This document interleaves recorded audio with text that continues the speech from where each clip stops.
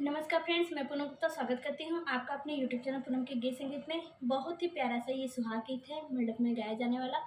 तो कैसा लगेगा आप कमेंट में हमें जरूर बताइएगा। कहाँ गिर जा